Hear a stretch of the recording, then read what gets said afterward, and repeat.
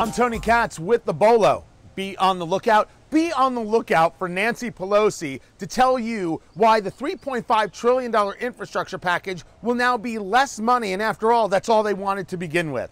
She is going to try and convince America that that $3.5 trillion boondoggle they put out there, that wasn't really the plan. Whatever number they could agree to with Senator Joe Manchin of West Virginia or Senator Kyrsten Sinema of Arizona, that's the deal they meant to do. Why was anybody talking about $3.5 trillion? After all, it's why she says, let's not get caught up on the numbers. Let's not get caught up on the numbers. It's $3.5 trillion. Why are we talking about the numbers? Why are we talking about the dollars? We have to talk about values. Well, if that's the case, Speaker Pelosi, there's no value in trying to tell America you want to do something about infrastructure and then include trillions of dollars of spending that have nothing to do with infrastructure whatsoever. Here's how it went down.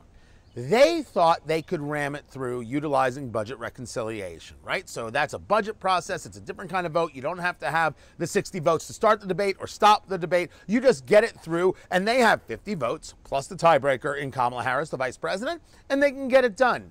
And they weren't expecting people to say no. They didn't expect Senator Sinema to say, I'm not down for this. They didn't expect Senator Joe Manchin to say, I'm not down for this. They didn't expect the Republican opposition to actually engage a smart, cogent conversation. Certainly didn't expect groups, grassroots groups like Americans for Prosperity, who of course I work with and I make these videos with.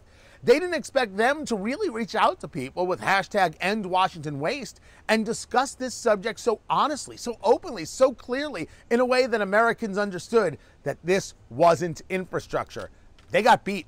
The Democratic Party got beat, and Speaker Pelosi, the master legislator, she got beat as well. Now, does this mean that spending is over? Of course not. Even Joe Manchin, who didn't want the $3.5 trillion, he may go for something. So you should expect some kind of spending deal to come out of Washington, D.C. Of course, I still oppose it because if we're not going to focus on maybe necessary infrastructure, which I think we can all agree might very well be necessary to fix, if we're not going to be engaging just that, then of course it's wasteful spending. And we should not be engaged in wasteful spending, nor should we be engaged in lying spending. That's where we say, oh, it's about infrastructure, but it's clearly not about infrastructure. And I'm not in favor of any bit of legislation that talks about cryptocurrency while talking about infrastructure. Those are very different things. So be on the lookout for Speaker Pelosi to try and claim to have made a deal when the truth is America just rejected the $3.5 trillion. And that rejection is something that we can build on. You want to know more?